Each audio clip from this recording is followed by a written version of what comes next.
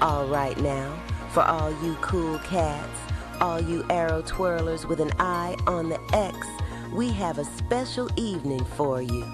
Guided by Wilderness Archery's own John Scar and Elliot Peters, it's Archery After Hours, where the bow rests and the night continues.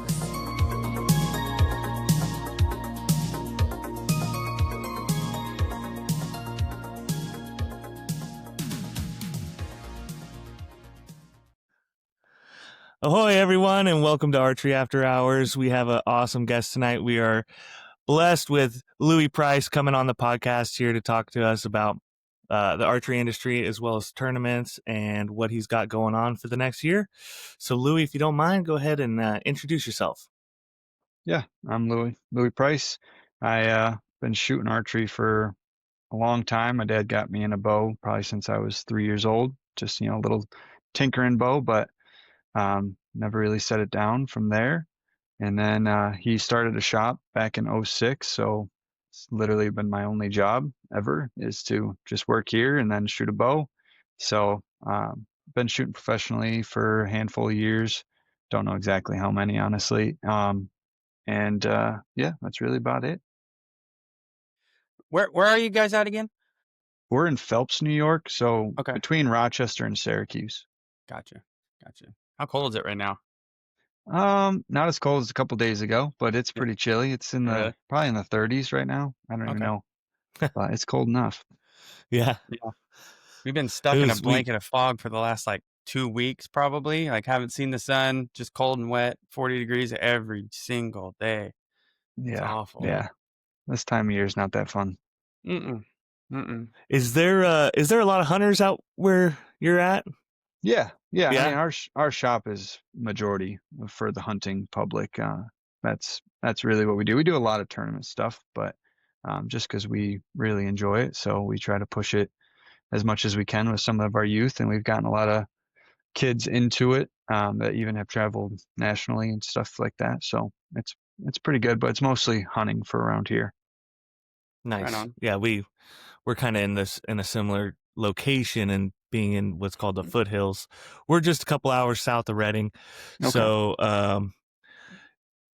it's called the foothills of California, but it's a lot of hunting and a lot of just open wilderness. So I was kind of curious, being that, California and New York, they're almost like the same thing, but different sides of the country. Yeah. It's kind of tough to get people even out here to be able to hunt. So Yeah. No, our part of the state, we are very, I mean, I think we're 6 hours away from the big city. So it's a lot different than people normally, especially, you guys, they think of everything else besides surfing. What it actually is like. Yeah, exactly. Yeah. Everybody thinks California, they think surfing. And I unfortunately think New York, when you say New York, I think of the city and not the outskirts where there's tons of whitetail hunting and cool shit. Yeah, we're in the Finger Lakes region. So if you ever looked and you see all the lakes, so we have a lot of fishing around us too. It's really popular for that. And then a lot of hunting. So it's different than what most people imagine. Sure. Right on. Awesome. Well, go ahead.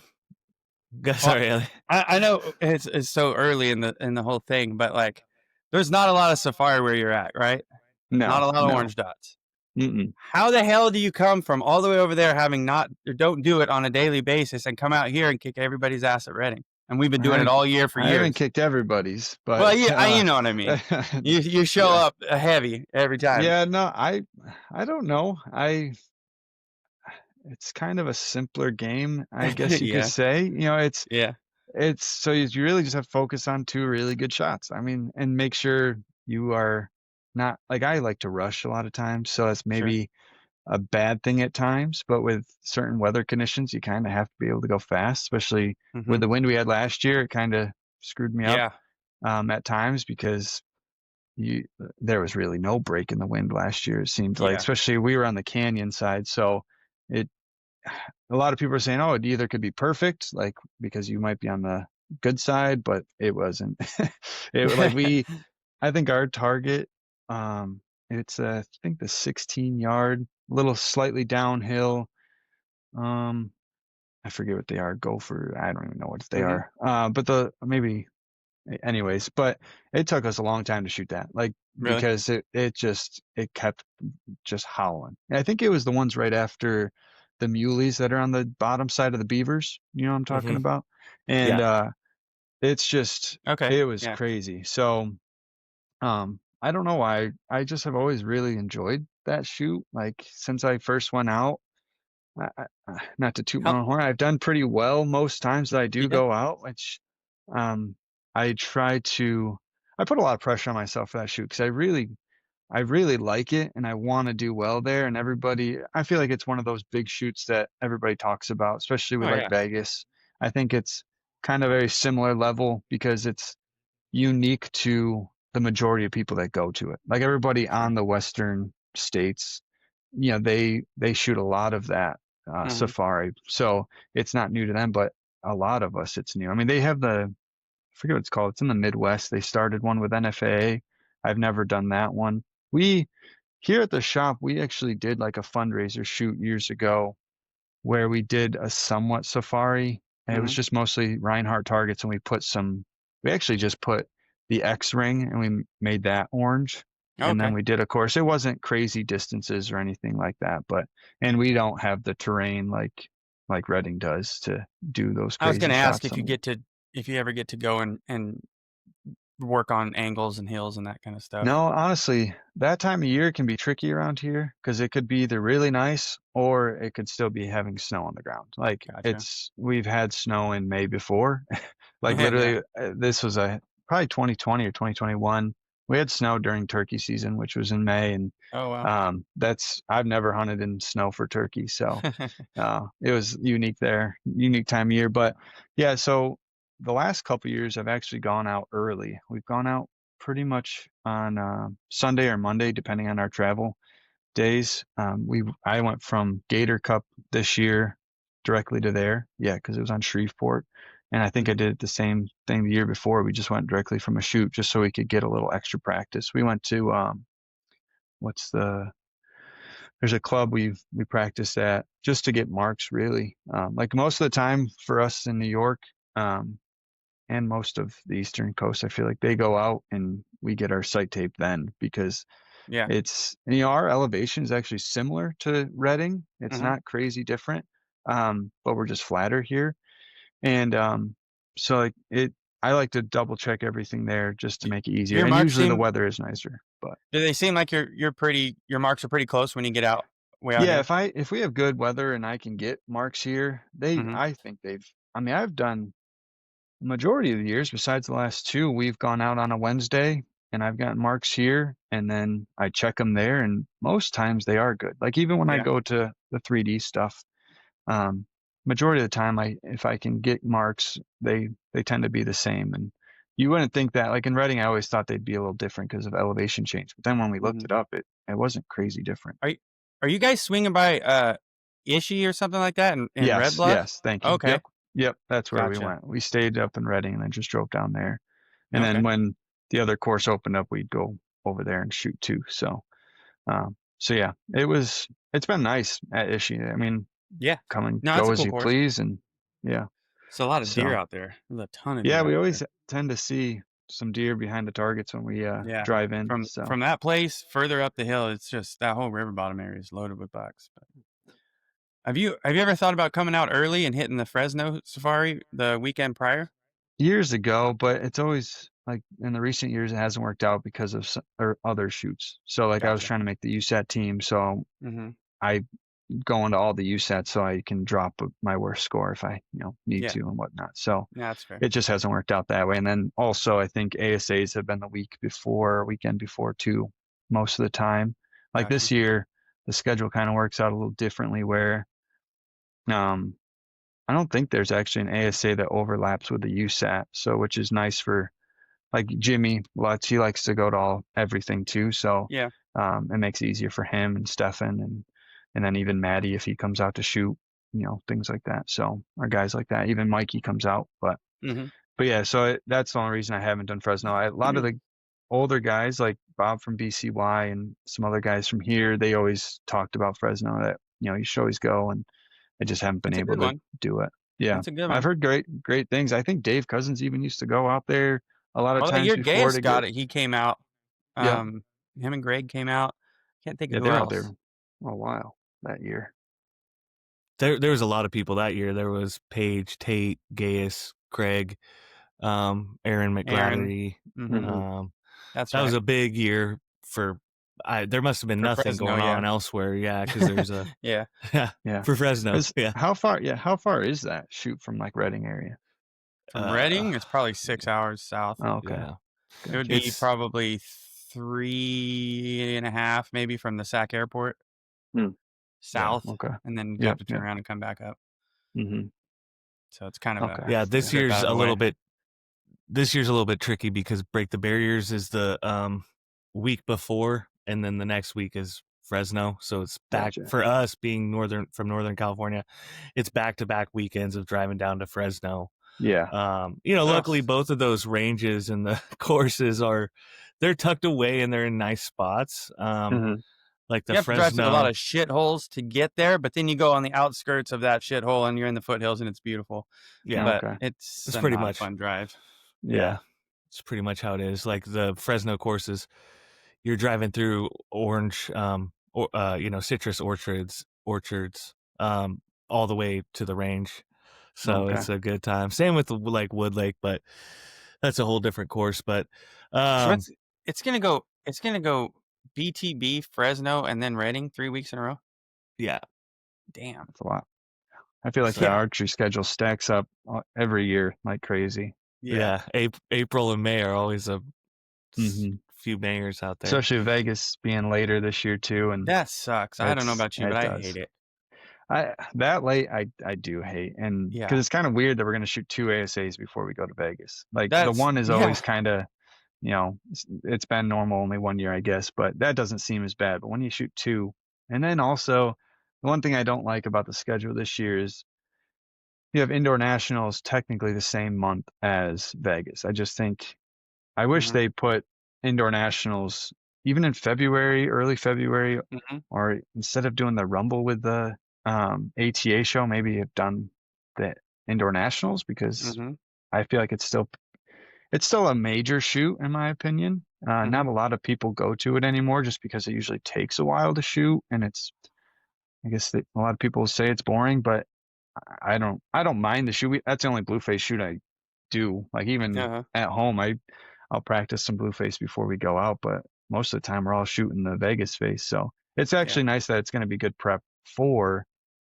Vegas, to have some more tournament pressure. I do like that fact that Vegas is our final shoot of indoor season. I do like the finale feel of that because it is the biggest shoot. So that's a nice thing. But everything back to back to back to back is kind of crazy, especially now. I'll be able to travel with the USAT team to the first couple at least, and then we re-qualify throughout the year. But now with those, it just adds even more to it. So it's going to be a lot, but it'll be should be fun. I'm going to try to do my best and enjoy it, even though it's a lot of flying.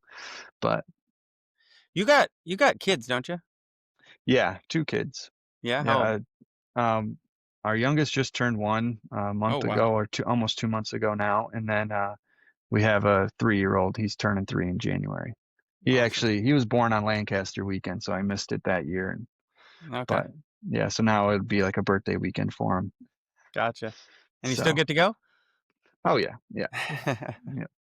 So, it's tough with kids, isn't it? It is, especially at this age, especially like being gone stinks. Like it just really, it's not. I don't enjoy being gone.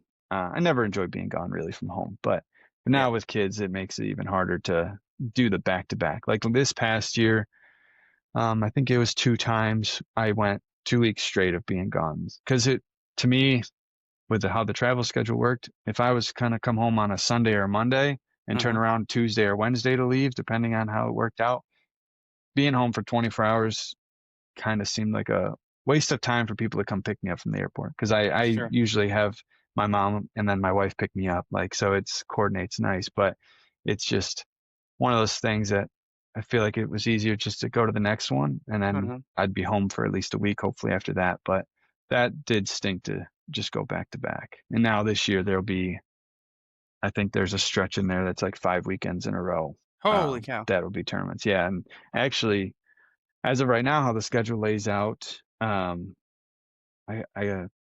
don't know how it's going to work. I don't know if I'll be able to actually go to Reading this year because of Shanghai. So we would leave. We're supposed to leave that Saturday of Reading to get there at the proper time. So if I left Sunday or Monday, we'd get there like the day of qualifications, and I don't want to travel that many hours and do that. Yeah, I think that's why Mikey didn't go. Yeah, this past year, Mikey and Maddie, like Maddie hasn't. I don't think he's ever gone to Reading. He hasn't. We just talked to him. I didn't know that. Yeah, because he always goes to Shanghai, or I think it's always been Shanghai for at least a few years now. But yeah, he's never gone because of that too. Because it's when you're shooting that shoot, you don't want to show up the morning of qualification, like especially the time change. I mean, that alone is going to knock you out for That's at least a huge effort to get over there and show up just in the nick of time. It's too sketchy. Yeah. So, and because it's it's always a world ranking event, right? So if you don't qualify well and you're trying to keep a ranking, like Mikey and Maddie specifically, and even Jimmy, like Jimmy hasn't gone to Shanghai or any of the team because it wasn't a funded shoot for USA Archery. Turkey always was, but now they've switched it, I guess. So that's why we're going to be going to that one. So, but yeah, so I don't know how I feel about that yet. Hopefully, I don't know if there's any way that they could change, maybe like push it back one day. So like because then maybe even Mikey would come again, because he always usually goes to Reading. Like he, at least a handful of years in a row, he's done it. But like, I feel like Maddie would enjoy it if he came out too. So, oh God, yeah. If they could maybe switch, maybe recurve. I don't know how the schedule works out, but if we could, that would be sweet. Yeah. Yeah, that'd be huge to get those guys out here, especially Maddie. That'd be neat. Yeah. I'm doing all I can over here not to crack up with CCP jokes. Oh. Oh man. So being that Reading is like, I'm sure, for me, it's my favorite shoot. Is that, would you agree? Yeah, it's my favorite shoot. I think it's always a blast. I think it's super well run. Is there anything you do specifically to prepare for Reading? Is there anything you try and implement before coming out here? Just to make sure you have a good flowing shot, because the weather, like I've gotten ginchy over some of the years because of the wind, because you have to make it go off sometimes if you really want to. Like last year especially, there was a couple times that I ripped it off just because I had to like go. Yeah. I need you to go now. And a couple times it did screw me up. So it's just one of those things that you have to kind of work through. But I just make sure, my main thing with Reading, good sight marks is obviously key. But what I do, like what I've done in the past, and it's kind of worked out fine with my sight tape the last couple of years, but what I've always done, any of the short marks, I write them down on a paper and just have that paper with me. And then anything over, the 64-yard target, I write everything down, because there's only, I don't know, 3 or 4, 5 maybe, because you have the 101, 88, 77, 73, 63, 64. So like anything over 60, there's only 6 marks you have to write down. So I just write those down, so they're perfect. So then I can, on the majority of the shots that you're shooting, I can have a sight tape that's perfect for those, and not try to stretch out a sight tape, like get 100-yard mark. Because to me, I don't care how good you are at 100. If the wind and stuff changes and you're grouping them every time, that's great, right? But if the mark is still not good, day after day, then the sight tape's not going to be good either. And anything in between those marks aren't going to be good. So I like to just get those specific marks if I can and write them down. Like on my phone, I'll screenshot my tape, and then, or like the number. I like to use the numbers on the side as well, even though it's the one year it bit me in the butt. The year that Perkins and Damagoy shot off for the win, I shot a 0 on my second to last target because I misset my sight. So that I just put it on the wrong number. So now I try to have a sight tape on the other side too, so I can like kind of gang adjust down and then look on the other side, fine tune it. Dude, that's bit me so many freaking times because I 95% of the time run the sight scale that's etched on the side, But I've walked up, seen the steak was 43, set the scale to 43, and that's like 65 or some shit, It's so easy to do. I actually built I need to get a 3D printer, but I built a little plastic, like a rectangle, kind of the size of a sight tape, and it plugged into. There was like a little triangle on the Excel XP, the previous model, but I could plug this little piece of plastic into it, and right next to the etch scale was a blank flat piece of plastic, and I could put my sight tape on it, so I wasn't flipping back and forth. You could verify, boom, sight scale, tape. They were right next to each other, and it was freaking slick. But I broke it in travel, and I haven't built another one. But that's bit me a few times, and it's no freaking fun, especially at Reading. I'm trying to find that photo that you made of. Did you set your sight?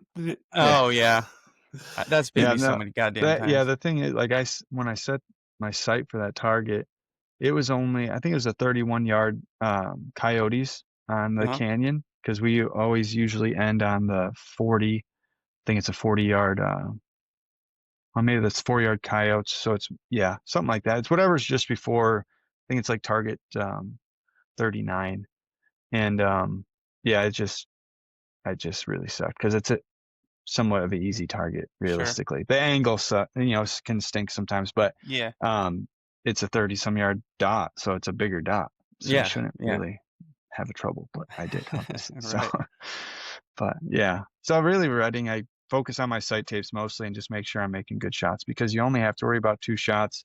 It's not like it's timed really. I mean, obviously if you're holding everybody up, they'll come talk to you, but usually Reading is a hold up either way. But it's just one of those things. Just kind of take your time and then go through everything, triple check at times when you are getting distracted, and go from there.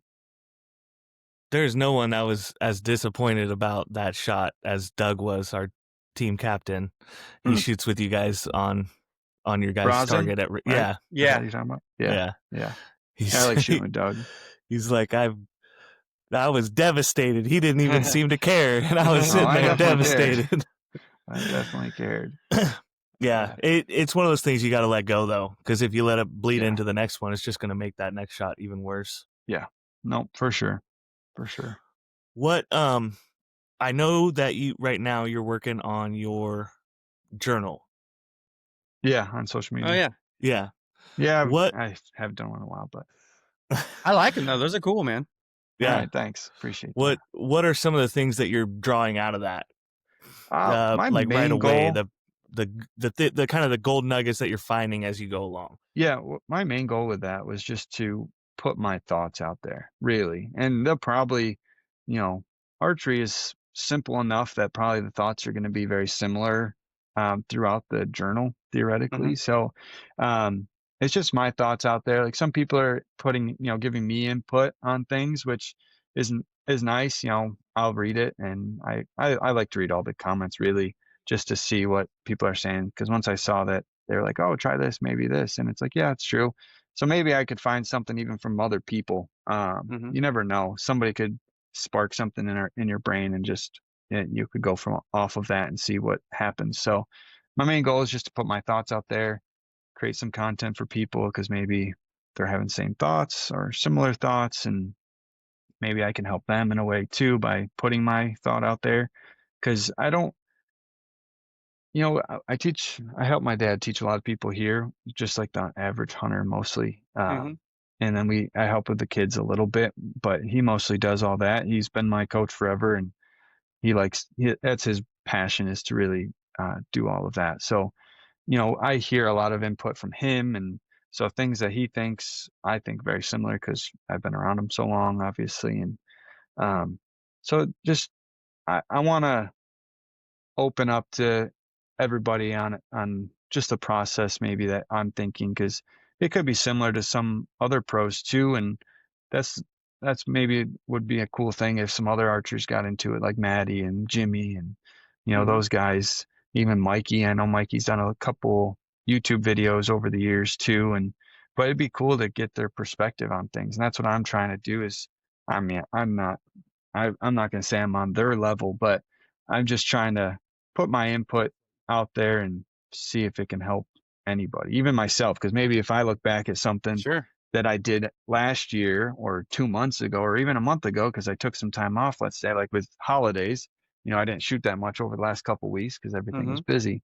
So with that, I could look back on it and just see, oh, I forgot about that. Like maybe I should try that again and go from there. So note taking yeah. has been a big something I've been trying to stay more diligent on, because like just the other day I looked back at a draw length thing I had um, on an old bow that I shot probably better than anything, and I was like a quarter inch out, and I was like, dude, why in the fuck am I over here when that was so good over there? It's just something like I felt like this the whole time I've been holding a pretty similar build, over the last few bows, and then it's just been nice to go back to Yeah. to notes and been like, damn, I should maybe reevaluate that because it's been a Yeah. minute, No, and apparently it used to work.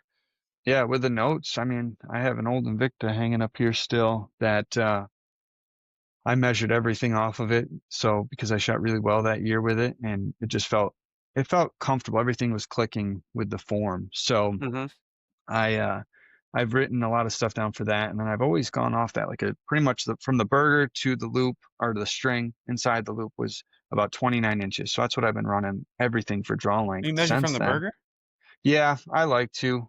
Even the grip, most of the time on the Hoyts, it's actually the same distance Oh, if from the throat of the grip to there. But if you feel like if you change some of the grips, it might, if the material that's with the true. angles difference, it could do that. Or honestly, too, you'd have to be careful with some of the Hoyt stuff. If you use like the 1/8 inch grip that shortens it up a little bit, you would want to measure from there for sure because it wouldn't correlate. I mean, you could, if you're always going to use an 1/8 inch grip, if they continue with that, obviously, then it'll be the same if you do it with the burger and then put that in. But you just have to make sure you write that down.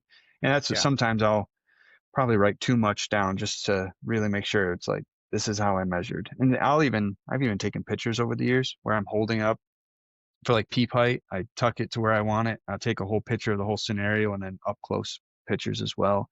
Just so, because on my phone, it's a lot easier to remember where everything is than, oh shit, where did I put this book? Like, I have this one notepad. It's beat up, but it's got all the freaking notes that I've ever. Anytime I get to a point where I'm like, I don't care if this bow ever shoots better. This is plenty good enough for me. When I have that thought, I write it down. And I've only done it maybe 5 times. But dude,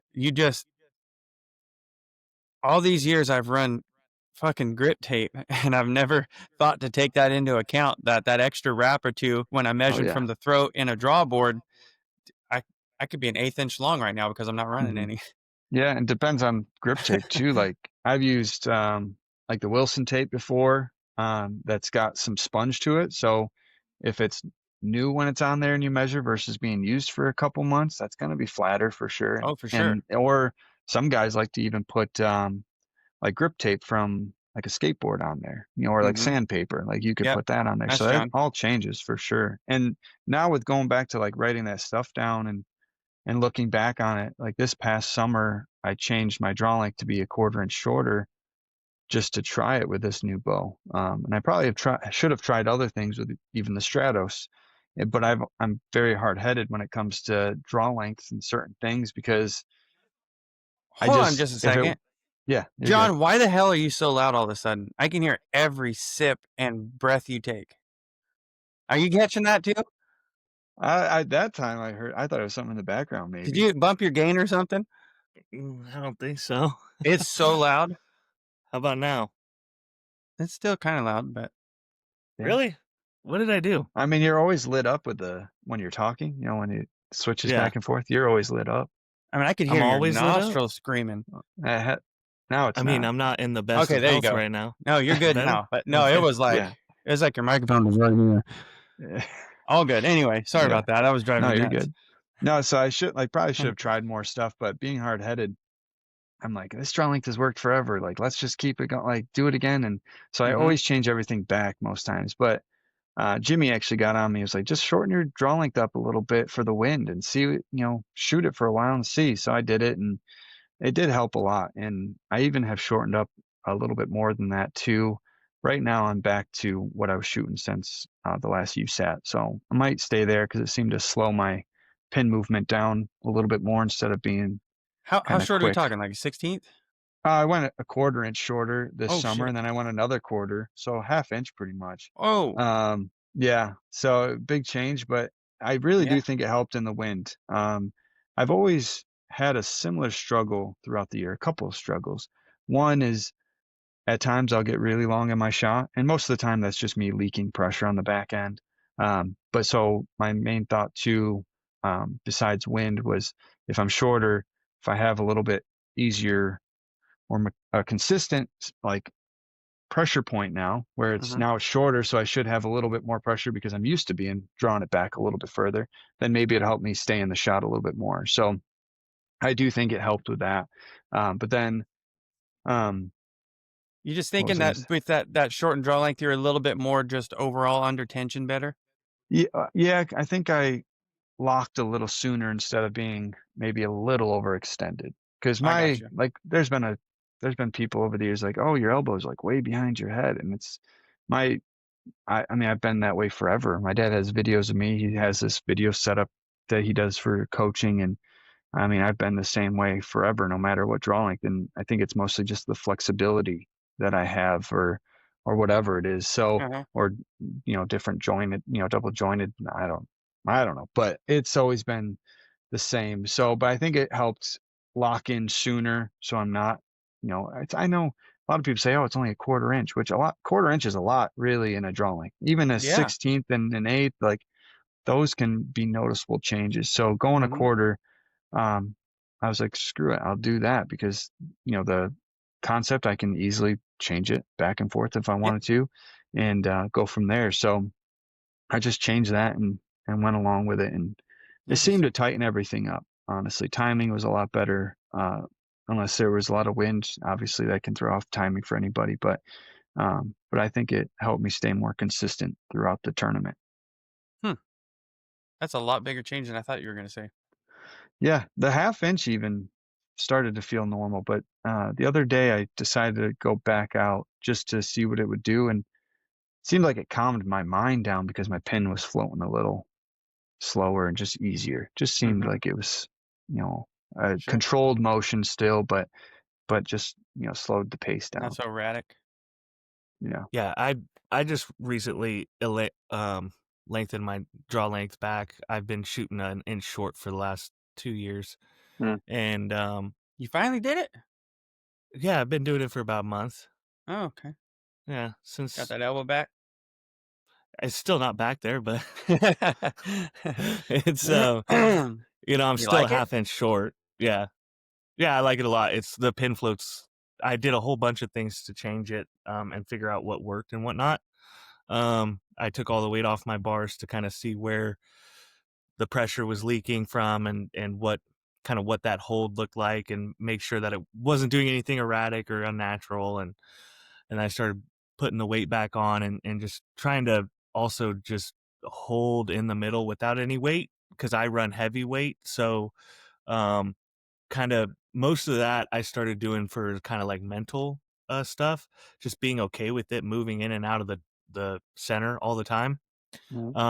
But it also showed me that, hey, this is actually way better on the draw length because when I was shooting a full inch short, I would have very, very fast, erratic movements and then sharp movements Yeah. all the way out of the blue, and then it would return right back to center, and then blah blah blah, blah, and then boom, and go flying out the top, and so on and so Hmm. forth. So it really told me that hey, there's just because it looks really good with your all your weight stacked on doesn't mean that this is something's off here. And Oh yeah. when I put in the different mod because I shoot a Matthews, so I put in the 31-inch mod, and I started doing that again. I didn't have any movements out of the yellow. Now it was just like this back and forth up and down in the 10. Hmm. But I would sit there and hold it and just hold and try and see what it would do after a long time. And it never had any sharp movements. It wasn't This is slow without and weight? swoopy. Yeah, this is without weight. And so I just kind of decided, hey, I'm going to keep running this the way it is. And my scores have gone up, mostly on X's. I'm averaging probably a 25X in practice, 26. And then I'll have, big strikes, big, strong games and whatnot. But have you I tried don't. going only the half inch instead of the whole inch? Yeah, inch Did is you a try lot. Yeah, No, inch is good. yeah. So I was a full, because I measure 31 and a half. And Okay. so I was shooting for the last 2 years 30 and a half. I went up to 31. Okay. And so now I also had a custom grip made that adds about 3/16 to the draw length as well. So I'm probably closer. I'd have to measure again. I think I'm just over 31, like 31 and a quarter, which is more directly close to where my actual draw length is. Why are you afraid of going to your actual draw length? So the original reason I was just because when they came out with the title, the only mod they had was for me was the D mod. So I had to shoot at 30 inches for like a month until my mods came. And then when I got my mods, I felt like I was shooting like this, like I wasn't even anchoring in. And I was like, let's split the difference. I'll go 31 and a half or 30 and a half. And that was the first year that my indoor scores went like through the roof, and I was shooting 300s, on average in practice, which I hadn't been able to do previously. So, Domagoy's the one that actually Domagoy's. Yeah. And then I just took it outdoors and I just started shooting. It also allowed me to switch from the 300 spine arrows to the 340s, which allowed me to pick up some speed, which I wanted. Doug was telling me, why is your bow only going 270 feet per second? And I was like, I don't know. This is the arrow that tunes out of it. And he's like, no, you have a 31-inch draw length, 31 and a half inch mod in this bow. Why are you only shooting 200? You should be shooting damn near 300 feet per second. And it was just because I had such a heavy arrow, because I had to shoot. I couldn't get the 340s to tune with the 31 and a half inches. It was, 3/4 inch high left tear. And Gotcha, we trying to get that to work. So I had to go to 300s, and it just slowed my bow down just because of gross weight. I think that arrow weighed like 440 grains for a target arrow. So pretty heavy. Which actually kind of leads me into a question that I had for you. Obviously, you're an Easton shooter. Yep. What are your thoughts, and what are you thinking about for your arrow build when it comes to these 3.2 X10s? Yeah, so I've been running the Pro Tour forever. A lot of guys have done the regular X10 for compound as well, and I haven't really tried those. I tried them in a 350 spine, but I normally run a 380 spine. So I'm going to get the 380s and cut them to what I normally do with the same 120 grains on the front, and then go from there. I'll see if I want to maybe trim a little off, because now that I have gone a little bit shorter, I could maybe trim off some of the arrow and still be comfortable with the length there, and lose some weight, because also these new ones are going to be a little heavier, I believe. Yeah, they're pretty drastically heavier. Yeah, the grains per inch on a Pro Tour is hard to really tell, because it's loaded in the back. Yeah, so it tapers. So I think I measured one of mine, I think I was around 395 this year for the total weight, and now I think it's going to be closer to like 415. So it's quite a bit of weight added. So I'll lose some speed, and with being only 60 pounds for like the USATs, which that's all I've ever run for. Even there's one year in Reading I ran 66 pounds, I think, and then I jumped up to a 340 Pro Tour just to see if that speed and that poundage and that more weight with the momentum could help me a little bit. I don't necessarily think it did, but that was my goal that year, is to try that. And so usually I'm running 60 pounds for everything. Besides, now shooting the USATs again, I'm trying to keep all my setups at the same poundage. So even the ASA stuff, I'm running 60 pounds, and being in the known class, you don't really need the speed as much. I mean, there's a speed I kind of want to be around, but I don't necessarily care of maxing it out like the unknown guys. Yeah. So with a new arrow, we'll see how it goes, because if I can trim some off and lose some weight to be similar to my other one, that might work good. Or if I even, I was also thinking maybe if I did cut some off and was short enough to maybe drop down a spine.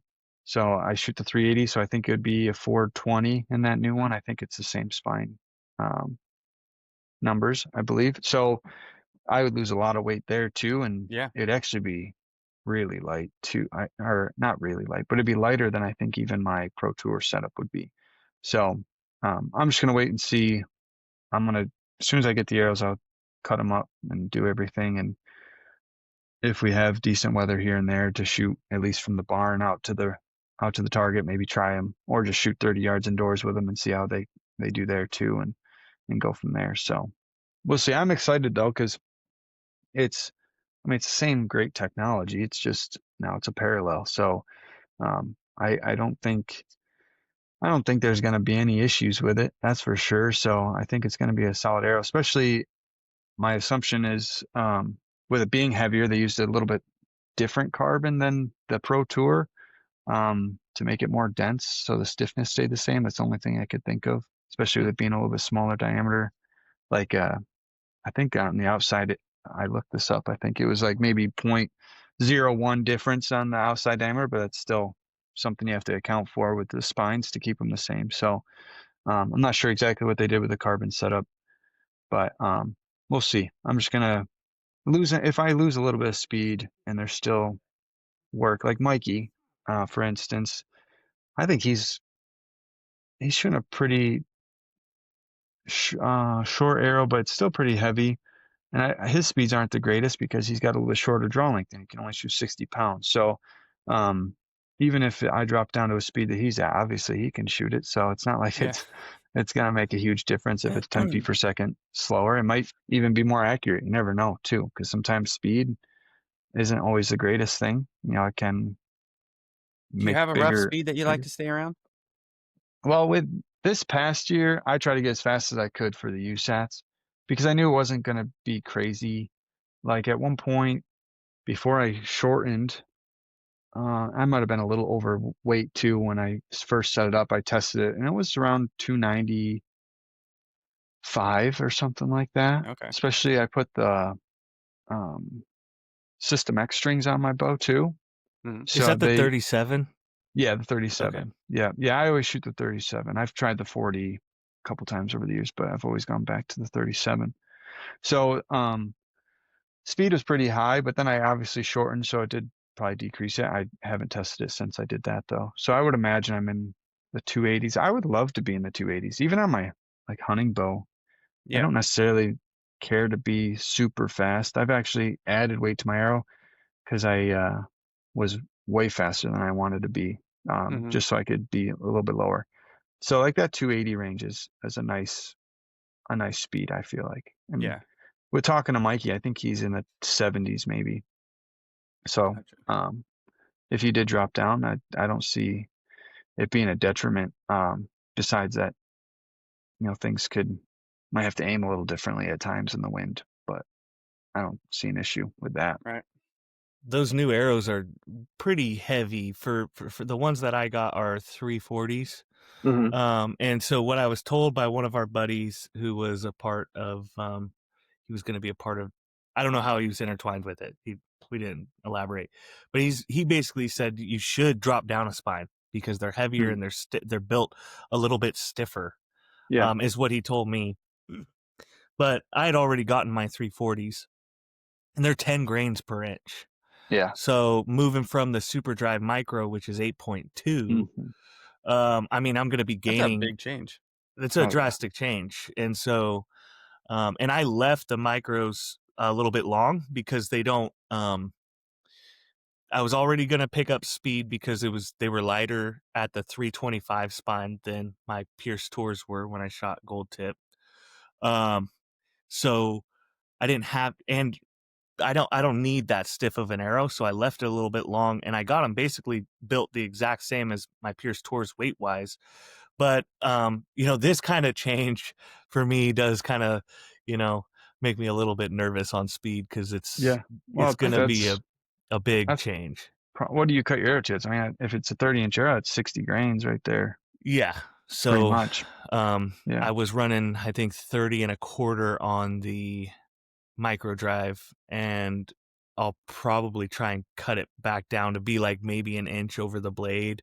I don't like cutting it down to the tip there, to the tip of the blade. I haven't had an arrow that shot really well other than indoor arrows that were cut to the tip. I'm running a 12 thick, the 12 thou thickness blade to help with tuning. Each year I end up playing with it, trying to figure out, do I shoot the 10 this year? Do I shoot? And I always end up getting a cleaner paper tear with 12 thou. And so I don't know what I'm going to do. Yeah. This is my first time fiddling with X10 arrows. So I'm definitely happy for the opportunity to do it. But the Superdrive Micro is another intriguing arrow if you wanted to gain some speed, especially in like the FIDA world where it's a poundage restriction right now. There's no speed restriction. So really, if you wanted to go light and fast, you could do that. I do think if you do too light and too fast, you can lose some accuracy. So a little squirrely. Yeah, it can. Be in a controlled distance, you might be able to get a good setup to work though. That's the nice thing. The one nice thing though about the X10s, if you're running the tungsten points, I think that's an advantage too, because there's just less point out in front. Like even with the micros, they have a pretty slim point, but compared to even stainless steel of the X10, those are pretty big and they're pretty long. They stick out there. So I like to have a little bit shorter point. So that's the nice thing about the X10 too. You get that point and that stays in the front of the arrow more, so you can easily. I think it helps. John? Yeah. Okay. Yeah.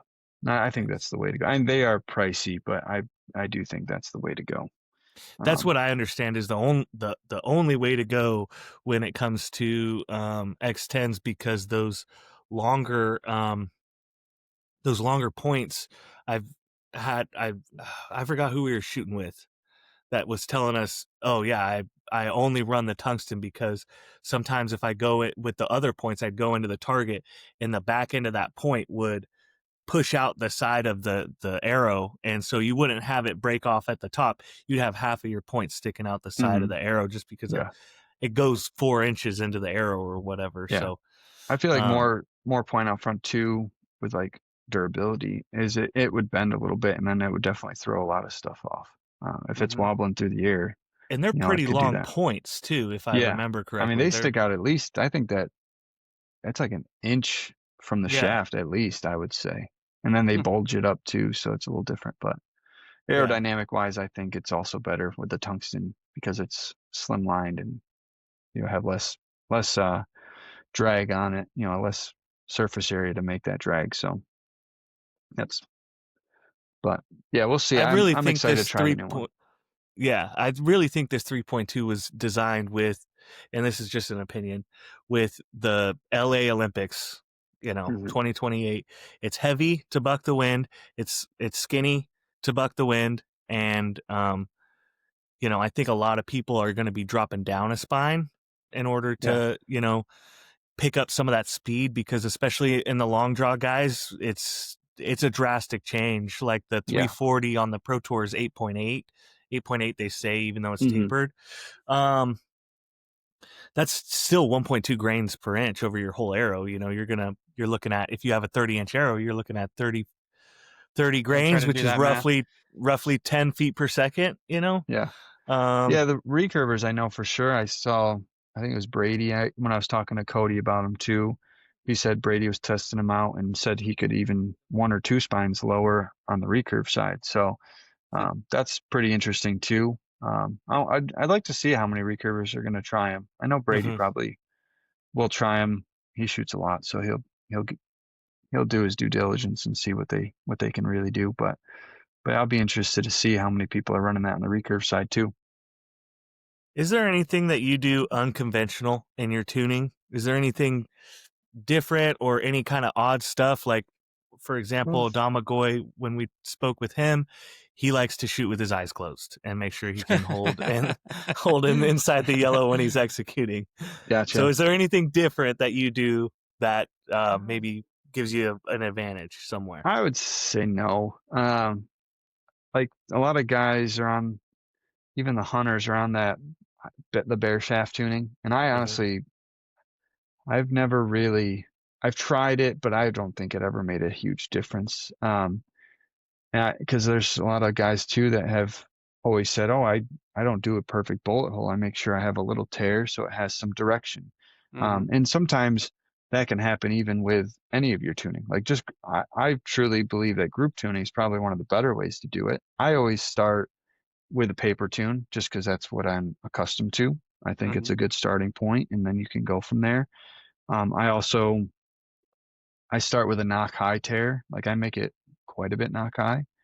So when I'm looking at it, when I'm setting everything up, I want to make sure that rest is down, and I'd rather work my way up because I have noticed over the years that if you do have a knock low tear, it can come out to be perfect sometimes, and that's sometimes like a false tear in my eyes. So I always start low. But I probably do some less things that might be, I guess, do less things. So that might be a little out of the ordinary because I don't go crazy with it. But I started to do a lot of torque tuning over the years. I truly believe that makes a difference, especially I started first do it. I don't even know what year it was. This was a while back, for USATs. And because I think in the wind, if it is manipulating your bow For sure. and you don't have the same pressure, that's right there itself is going to help. And then also redding, I think it will help too, because any of the up and down hills, if you torque differently, because your stabilizers are adding different weight on, let's say if you're up, it might add more weight to the left or right and things like that, or even up and down, however it happens. And so I do believe the torque tuning is necessary. And then like people do the line tuning. I just think that's part of group tuning, in my opinion.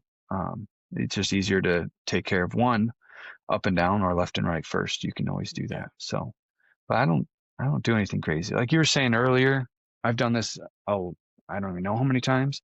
I'll take either my bars completely off my bow to look at my aiming pattern, or at least put because I run most times I'm running even weight on my bars, like 16 and 16, let's say. That's what I've ran for a long time, and it's changed slightly over the years. I've tried different at tournaments just to see if it helped, but usually it's pretty even. So what I've done is take everything off besides like 4 ounces, and then I'll shoot it, because it can teach you not only how you're aiming, but it can teach you how you're engaging your muscles as well. Because if you have too much weight, you can engage muscles that maybe are helping stabilize that weight now. But I'd rather have form that stabilizes itself, where I can aim with anything on the bow or nothing on the bow. And then I can build those muscles as I add the weight. So I'd rather be able to aim as best I can with nothing, because that's going to be the hardest to aim, in my opinion. Because, I mean, Mikey has, I don't know, 30 some ounces on his front bar. Obviously, that is going to help slow any motion down that he has. And I know he probably, well, I guess I don't know because I've never asked this question, but I would guess that he found his draw length before and just started adding on, and then it minimized it enough where he's like, well, I'm not leaving the X now. So it's all on the back end from there on. So let's just go with that. So I think if you start too much weight right off the get-go, it's way more detrimental than having no weight on your bow. Like for instance, Jesse Broadwater, he's probably known for having the least amount of weight on his bars, minus Jimmy. Jimmy for a while had like 2 ounces on his front bar and maybe like 12 on his back. So like he had nothing on the front, and he's changed over the years too with that. But I think if you can aim something, no matter the condition, it's going to be way better than having, oh, well, Mikey does this, so I'm going to just do that. And, I'd rather have you figure out your form, figure out what muscles you really need to use to execute a shot and keep that pin in the middle, because it can all be perfect while you're aiming if you're not, and then you're not executing. But then when you start executing, things can maybe change. So you really have to shoot like really shoot and focus on everything all at once when you're trying to fine tune that drawing. So that's That's probably the only thing that I do that maybe is different than some guys, I guess. I'm doing it. That's been on my Yeah. to-do list for a while, is to try that. We mentioned it an episode or two back, and I hadn't thought about it. And I've been going up. I think I'm at like 16 ounces on the front, which, John, that's way heavy for my ass. It's And Yeah. nothing. No, it's I It's know good. it's nothing. not, but the best I ever shot, and you were there for it, I had 5 ounces on the front bar.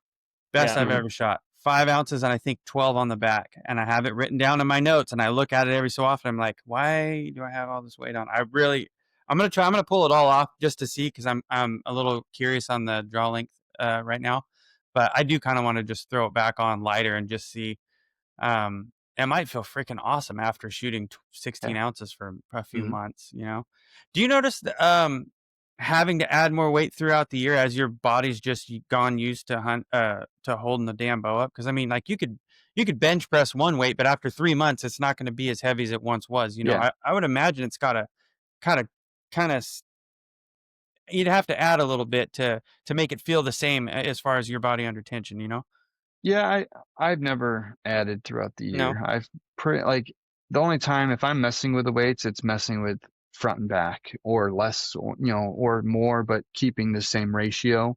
Hmm. But I'm not necessarily going from indoor and adding a bunch of weight because I feel stronger. I'd rather actually I'd rather actually feel stronger and be able to really control the bow than add more weight so my body can get used to it. Because I mean, it might not be a bad training exercise, just like weightlifting, for instance. You're Sure. obviously lifting weight, and when you get stronger, you do it again, so you Hmm. get that increased strength.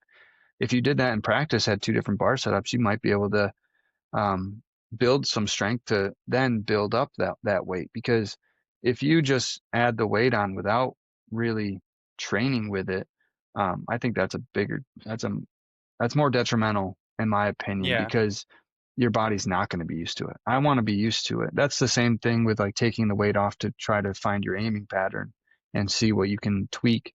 Um, that's kind of the same scenario where it's easy to control, because I want to be able to control everything.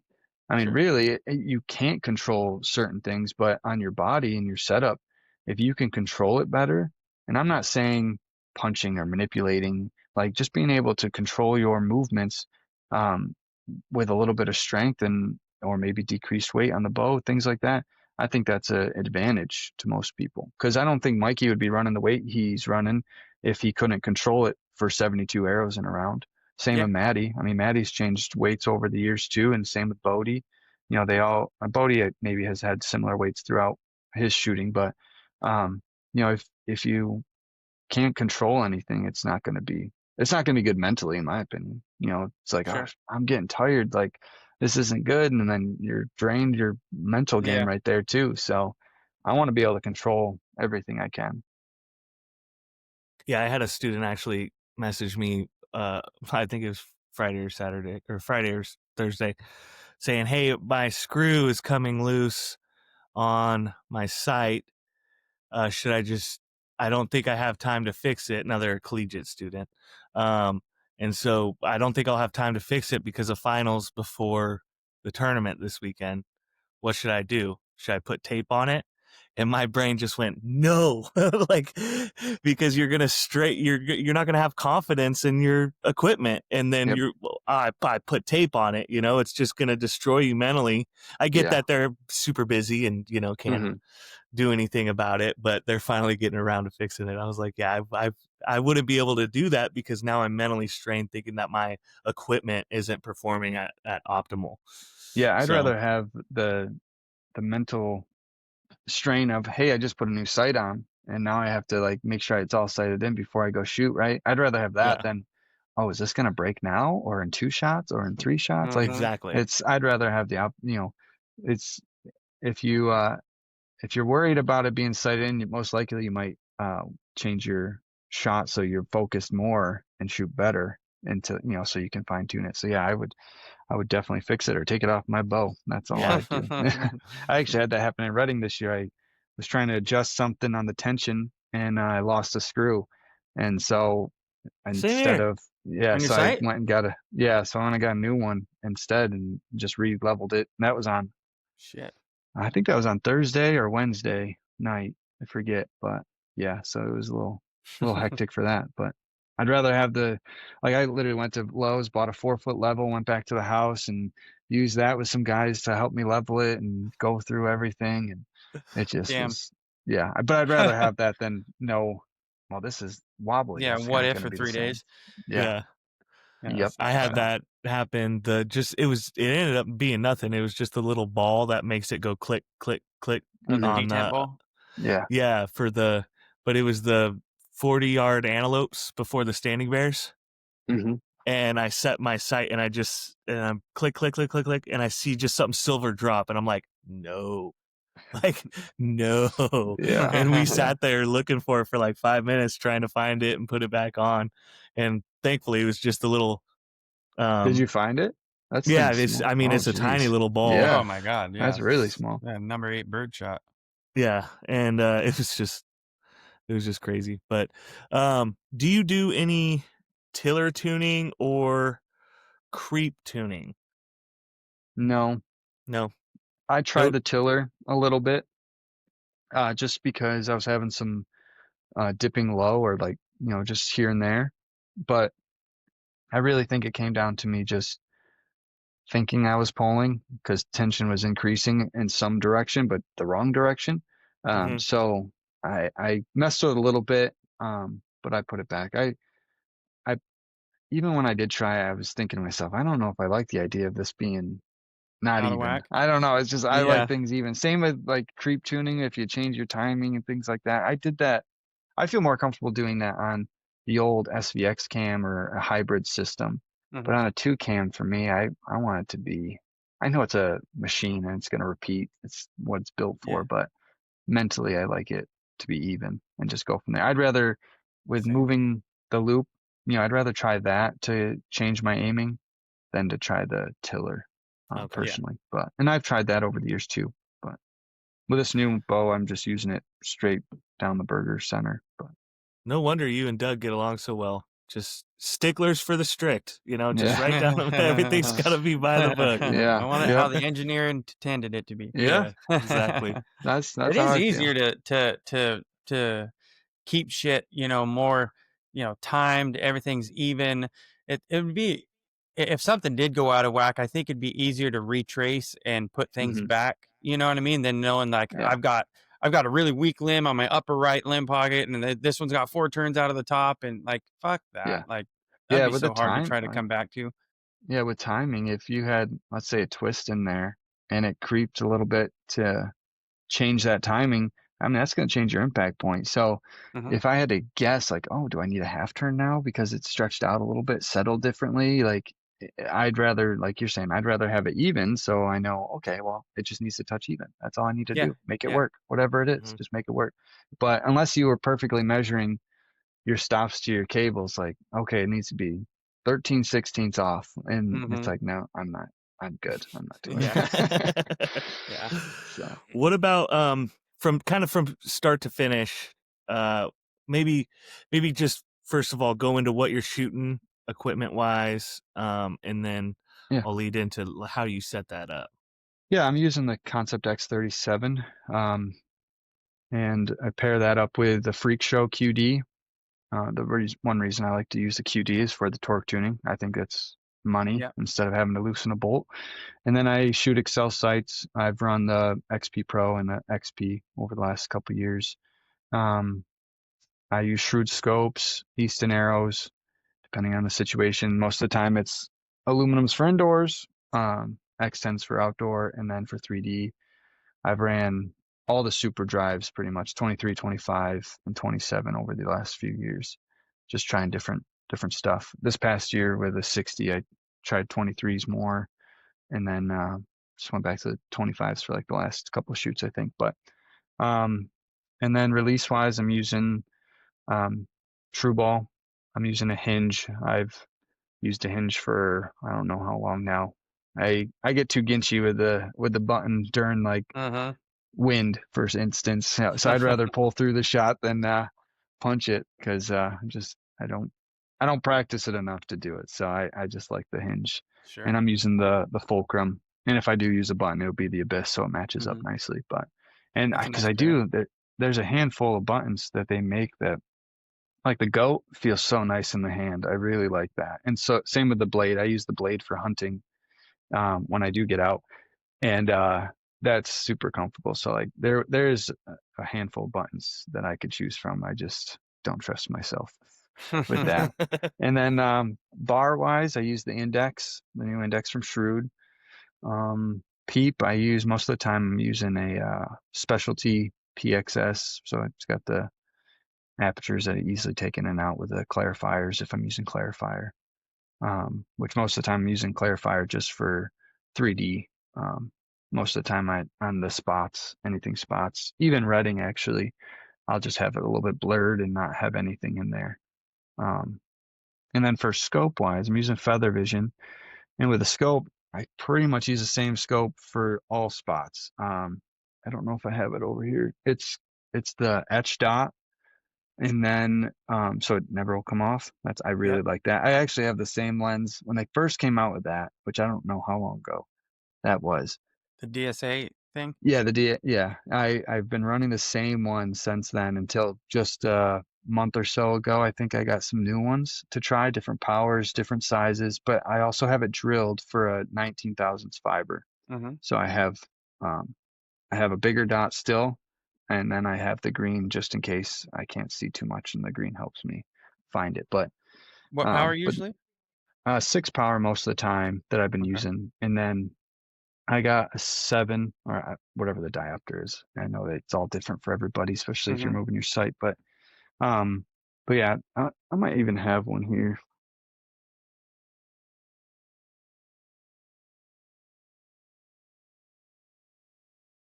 This one is Oh a yeah. 29, and then the dot's just a slightly bigger. So Mm-hmm. the I believe that's the perfect. same size dot on my 19 as well. So it just covers up a little bit. Actually, I do like, even I've been thinking about this for 3D, using just even the fiber. I've actually there's one shoot, and it didn't go that great, so that's why I stopped using it. I used this setup for 3D, but and it didn't work awful, but I do think and I probably should just try it.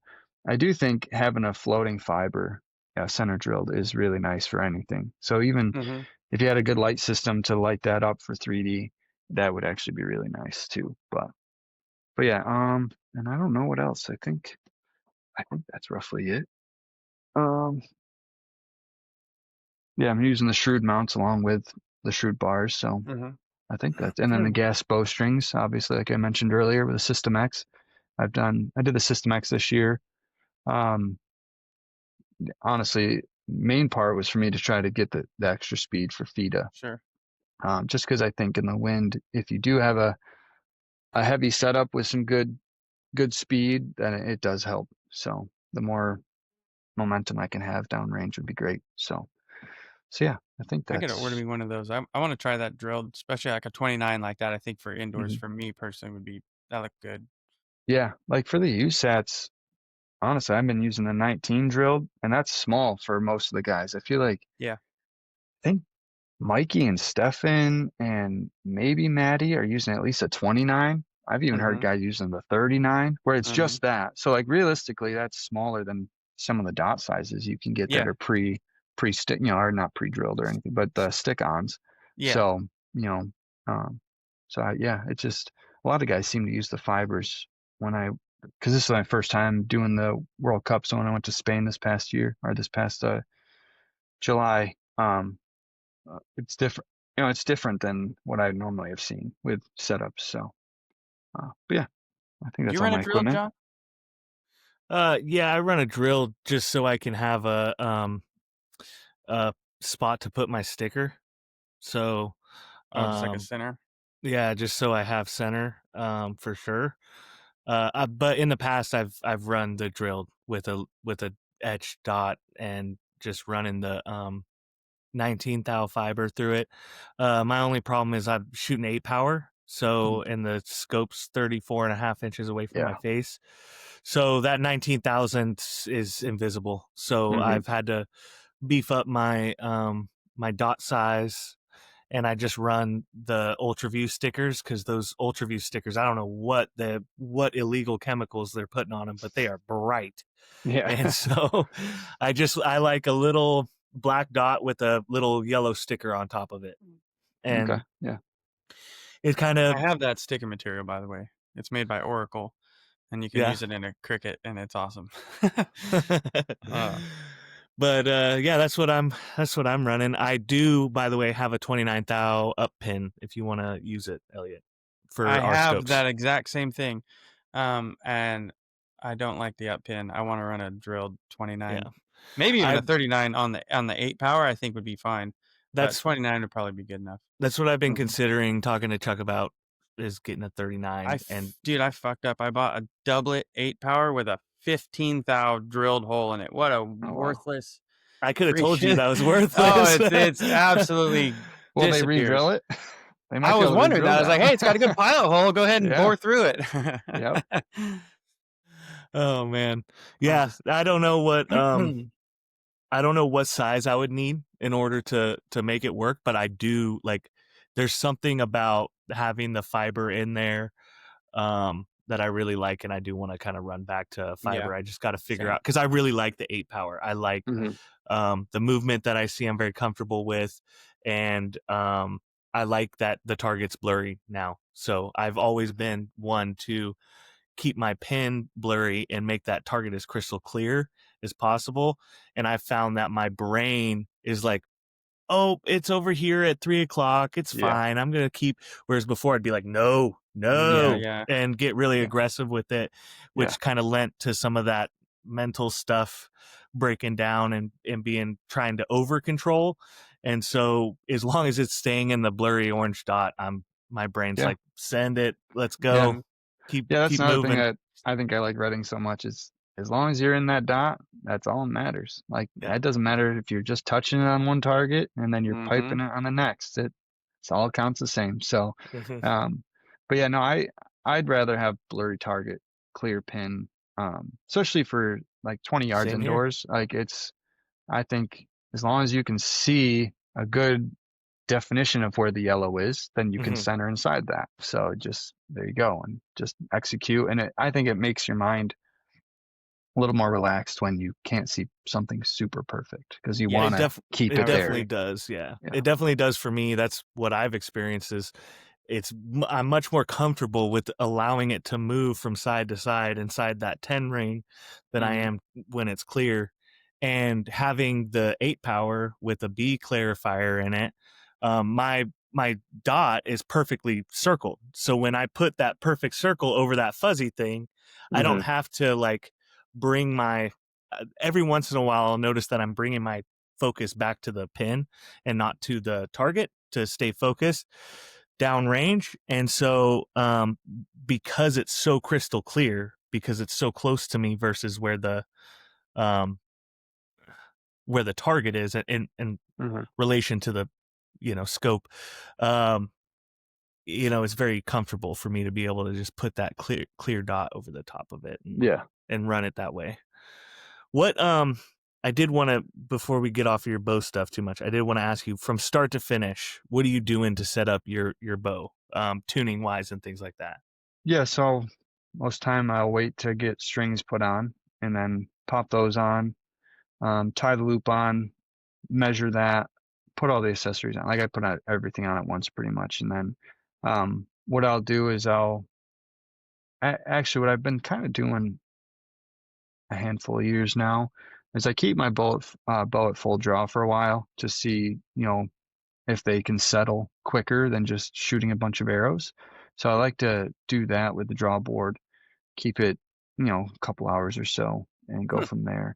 And just because I know like everything's pre-stretched, and that's great, but when your bow is not a perfect circle where those strings and cables are going into, and they're not pressure around the hole outside, they're going to settle in more, and like the serpings are going to be uneven eventually. So the faster you can kind of settle those, the better. So I'll usually do that. And then just because I've been with this bow, been running the nocking point pretty even, I'll just go back to that, soft tie it, and then drop my rest, like I said, and then go through paper, get it to tear pretty well, and then get the peep and everything set, go on the range, and then shoot it. And then if I want to make any adjustments, I'll just even on indoor, you can do torque tuning realistically too if you wanted to. So, so I do that too, and then I like to do the torque tuning first once I'm sighted in and everything, and then try to group tune from there. Because I think the less you have to move that in and out while you're moving things up and down and left and right, it's just a little easier to control everything. But that's pretty much that's all I do. Plain and simple. Do you mess around with loop height much as far as like trying to get a good hold? I've tried to do it more up than anything, like from zero, and Yeah. I've moved it up just because over the years I tend to drop low throughout everything, so through the aiming and shooting process. So I've tried that, but I don't necessarily think it made a big enough change to do it. And it's just, it really comes back for me to making sure I'm pulling in the right direction. Because if you're not, in my opinion, if your elbow is too high and you're trying to pull, at the same height, that can make you dip low or make you move left and right too, because it's, you're just feeling that pressure difference. So making sure that draw length in your elbow, you're pulling through your elbow properly. That's kind of what I focus on at times, at least, just to keep everything simplified where I know that point of my body needs to be moving in this direction. That's kind of how I reference to it. So, or my hand, you can do that. I do it with my fingers too, with certain pressures I focus on here and there as well. So, but with this bow, I think mostly with the Stratos, I was a little high, for sure. And then maybe the Invicta also a tad high. But yeah, with this one, I just started running it this past year even, and it seems to aim really well. Obviously when you're doing everything right, it makes it easy. But it's on those times that it's not, that hopefully you find a setup that's gonna be forgiving. Yeah, be forgiving in what you're doing. Sure.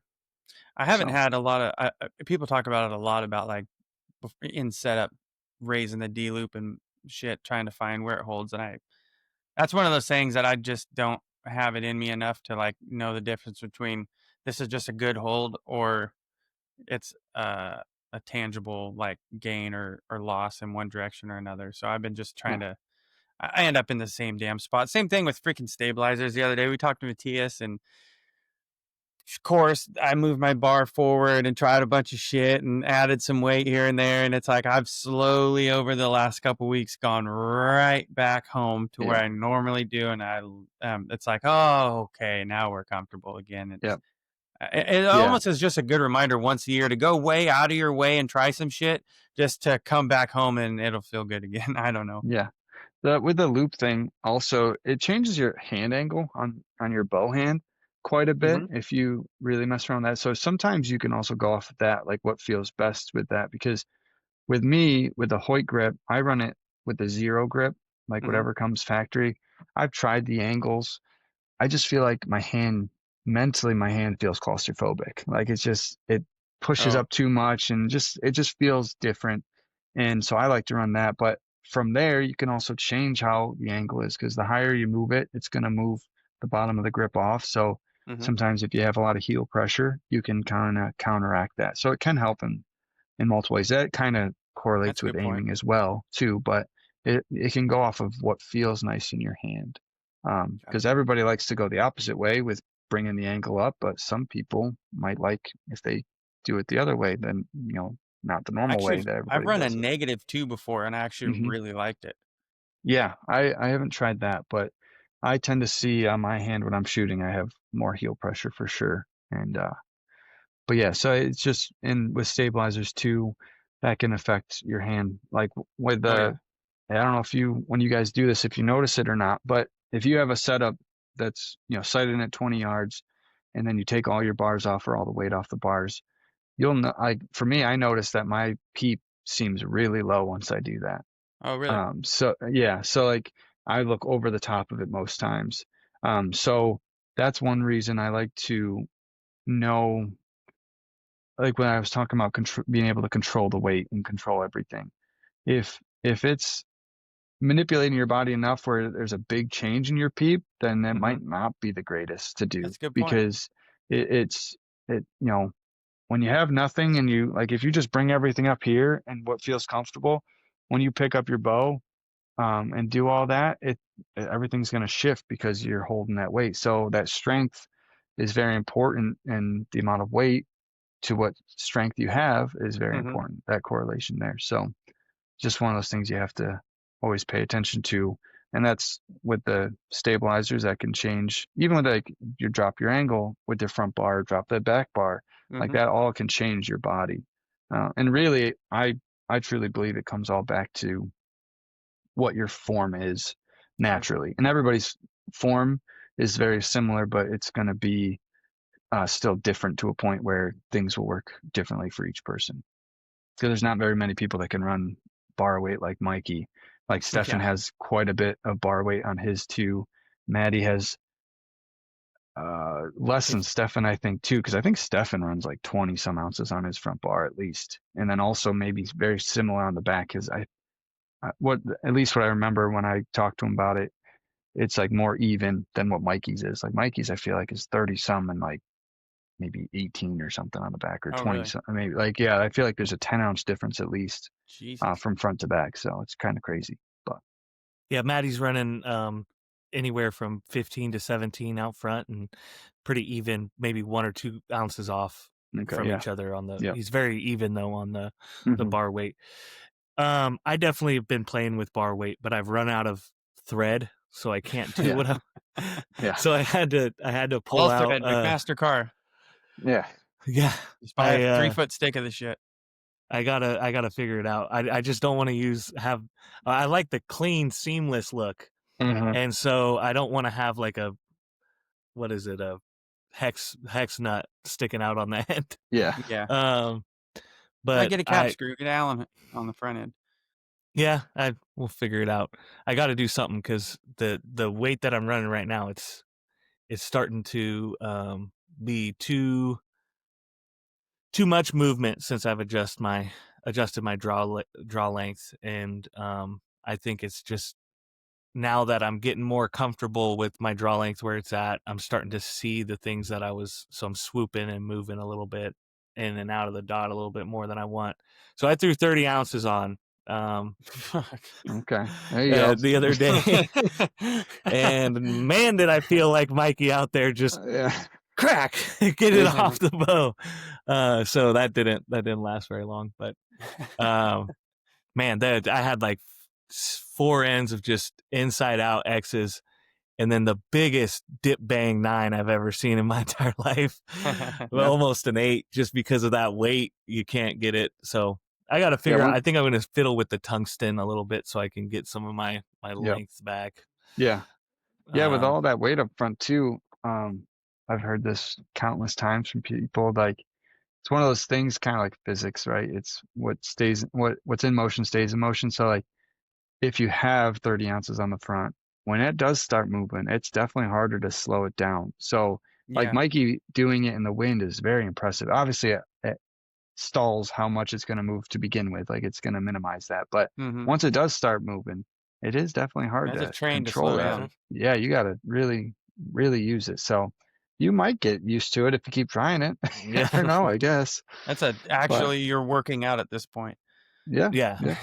Shoulder. No, it was too much, and I basically I gave it like the gross weight of the bow basically went up by about a pound, maybe a pound and a half, because I added a whole bunch to the back too to counter it. But right now I'm running about 20 out front and 14 to 16 out back.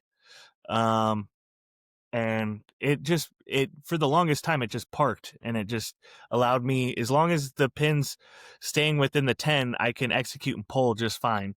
The moment that it starts getting swoopy and moving in and out, my brain just kind of freezes up, and that's why I initially did the taking off the weights on the bars and just shooting a game without, having any weight on there to slow it down, was just kind of to remind the brain, hey, you're going to put it back in there.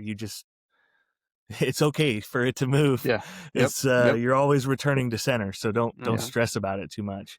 Yeah. And then that's when I realized that, wow, this is I'm having these big dips and this and that, and that's when I started fiddling with the draw length and everything.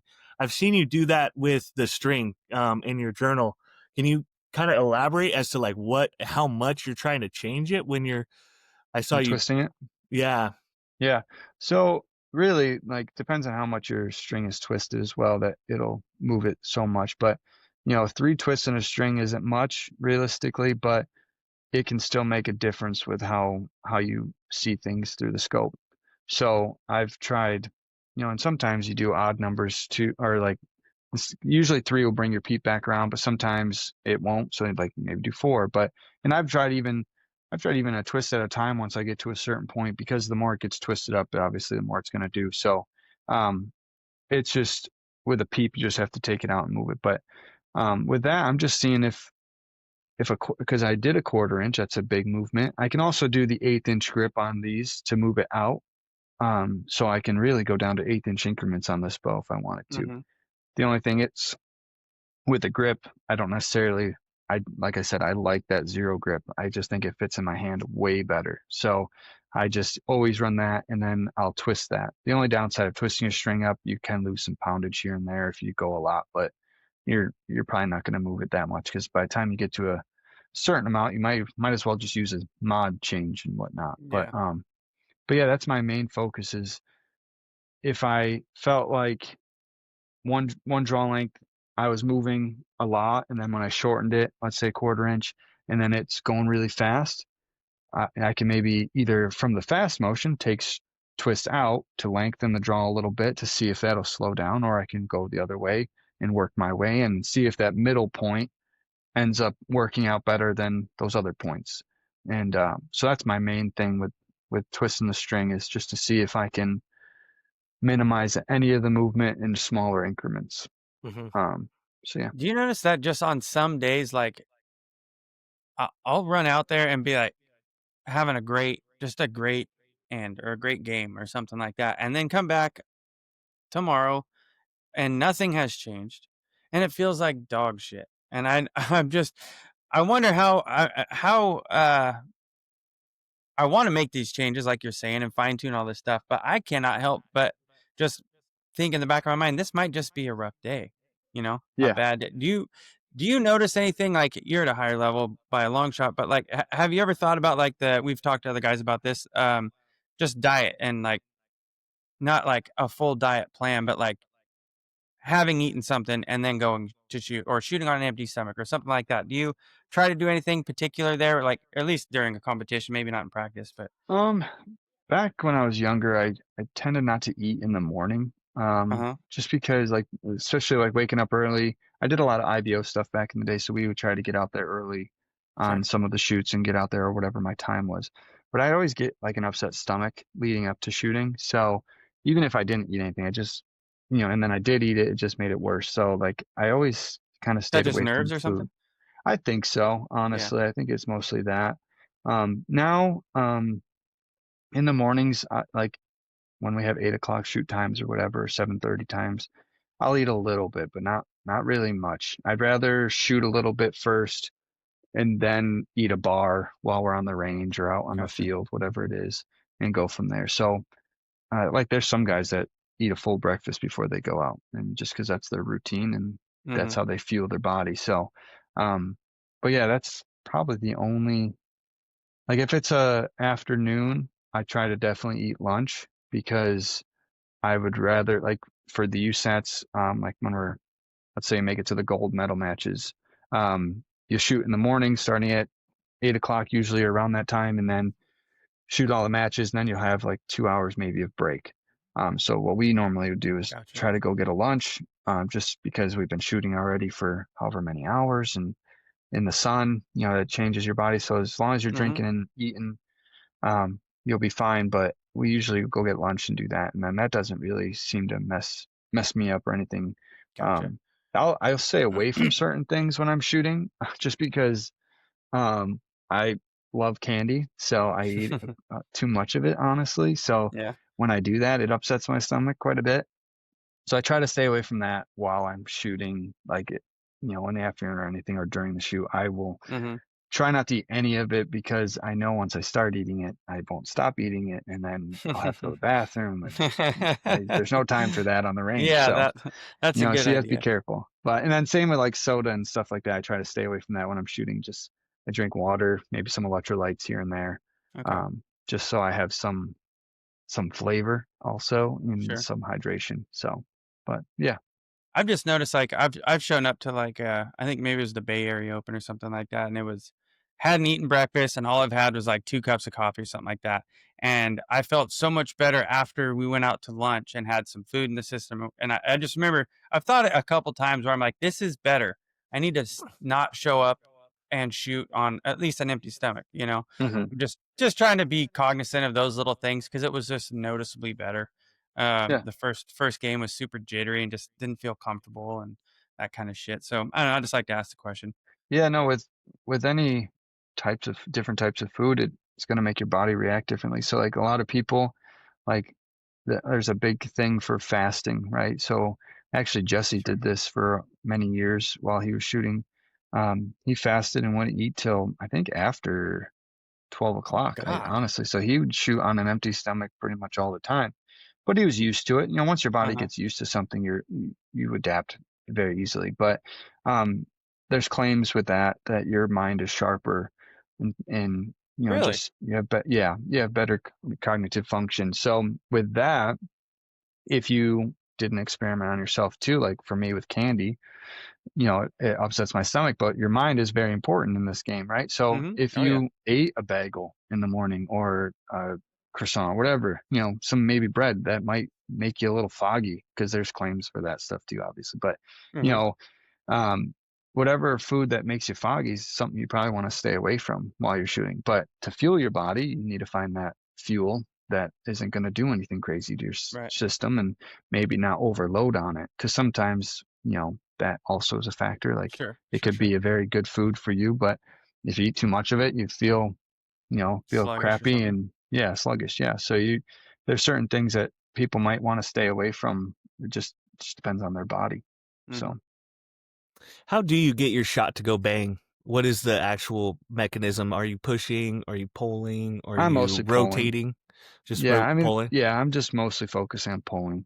And with my elbow, like I was saying earlier, to give me a distinct part of my body for direction.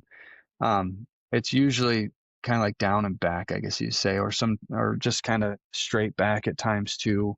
Focus on my hand pressures, like my finger pressures, but I don't do a lot of pushing during the shot. I would say I would do more resisting. That's what I would classify it as. So whatever that tension's at, while I get to full draw, I keep that tension and then increase on the back end. Obviously, you're going to equalize. So I might be technically pushing. If there was maybe sensors on my bows, I could tell that. But really, it's just like, it's mostly me just holding that, keeping that, and then pulling against the back wall. And obviously, there's rotation in your shoulders and things like that. So it'll equalize to a point. And that's why it's very important, in my opinion, with the direction that you're pulling will throw off left and right or up and down too. Like, Mm-hmm.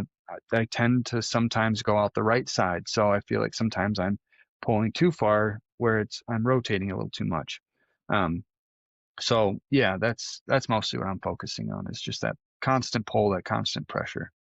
I agree with that. I feel like I'm the same way. I hear people talk about driving towards a target, and every time I've ever tried to like add bow hand pressure like during the shot, sometimes it does help the shot, and I've had shots break where I'm like, okay, I get it, that's nice. But for me, it always has added too much movement, and I've like you Mhm. said, like to just hold it as firm and try to just break it off the backside once I've Yeah. got it locked in. Yeah. I mean, the amount of tension you're really increasing on the back end isn't a significant amount. It No. shouldn't be, at least, because if you're pulling your brains out, most of the time that's not going to help you, because too much movement there is going to correlate to too much movement on your bow. So it's very slight. So sometimes people can push harder than pull. You know what I mean? So like they're doing the imbalance there. It's just you're doing it on the front instead of the back.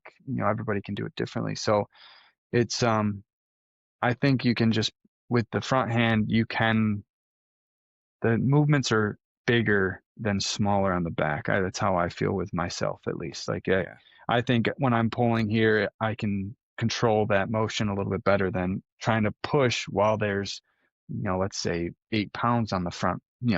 I know you're counteracting that a little bit, but still, like you're trying to move it, and it might move too much and too quickly by doing that. So, what do you run for holding weight? Oh, sorry. I run 70% on this, so I don't even know what it's at, honestly, without pulling it down, but I just run it in the 70% mod. Yeah, I just started shooting off the front hand. But it's not just the front hand. I have to have the back activating too. Oh yeah. Yeah, it can't be one way. Yeah. Either way, it can't be one way. There has to be that balance. I just found that when I moved to indoor, all I would do is I'd put the pin in the middle, and then I'd tell myself to drive, and I'd give it, it's probably only a pound or two into the bow at most, and what I see in the pin is kind of like a Randy told one of our guys that we shoot with, old legend out here, he described it as jackhammering. And that's kind of like what I see. It's like that. And but if I'm not doing it optimally, I do get big swings. Like it'll be, if I think I'm just, and Doug's the one that always tells me, it's like, you think, I'm like, oh man, I felt like I was pulling the bow apart on that one. And you're pulling, but you're tightening. You're not actually pulling anymore. Oh, yeah. And that's where you leak the pressure, and then it goes out. Yep. And so I've just added like a kind of a phase to my shot where it's okay, set it and drive. And that's kind of like the start of my shot.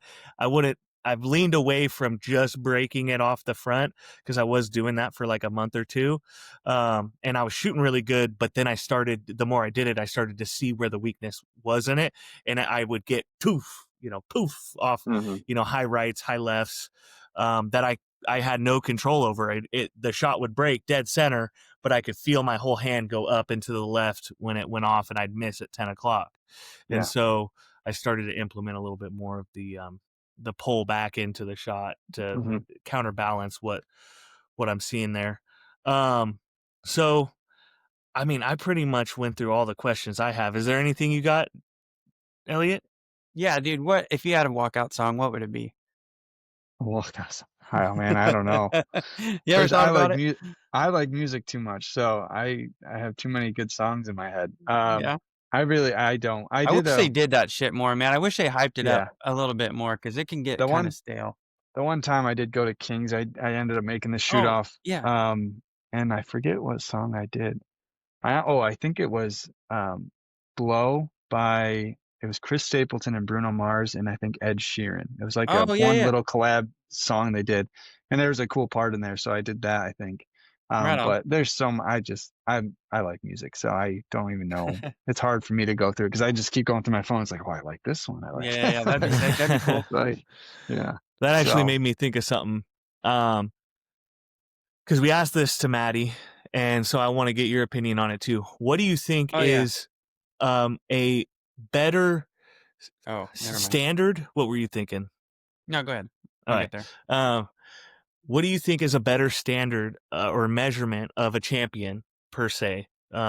Maybe these aren't the right words, but going 22 ends without dropping an X at, say, like the Rushmore Rumble, where Bodie and Maddie went just pound for pound for 22 ends, or changing the target face to something like what Kings did this year, or say Lancaster with the 12, to make it a little bit more challenging.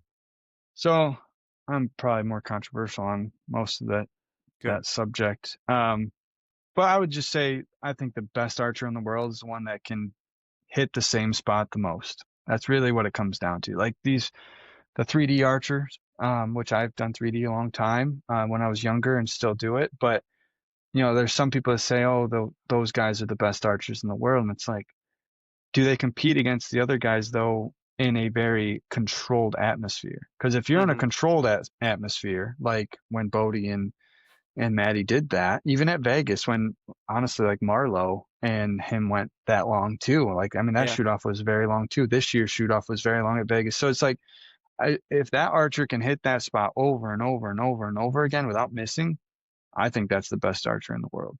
I mean, it's hard to argue that. It takes a skill for 3D. Like, there's no doubt about it, especially judging.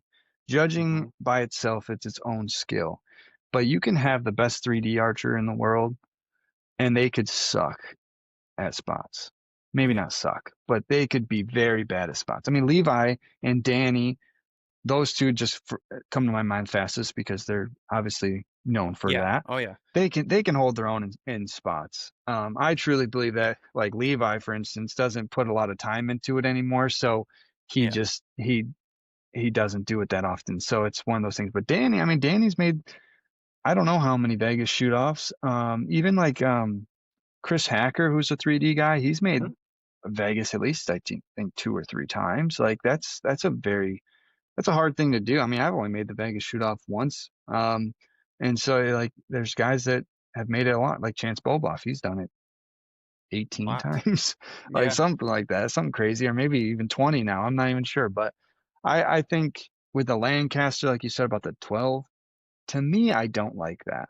And it makes it entertaining, which is great for the sport. That is for sure. But you can't tell me that if you had 2 archers that went arrow for arrow and hit every 12, but the last guy with the last arrow was like, I'm going to go for the 12, instead of tie, like, and go into a shoot-off.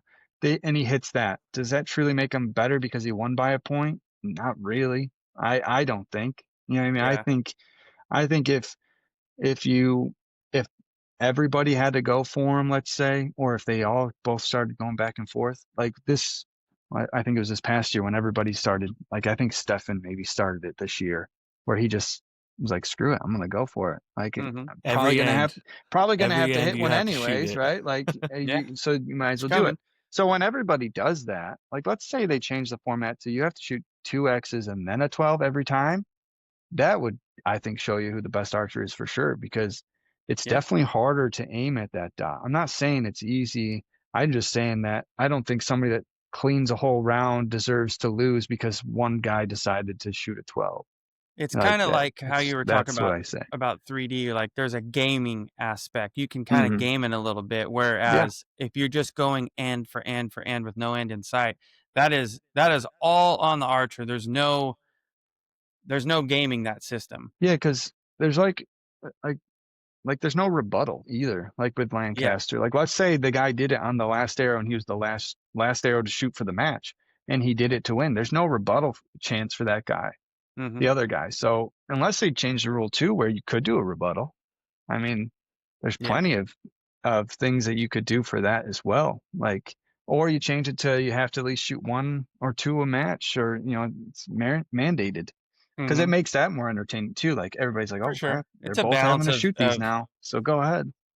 Yeah, like, it's kind of tough to try to make it super enjoyable and exciting, because one end, like, it could use some of that, honestly. Oh, yeah.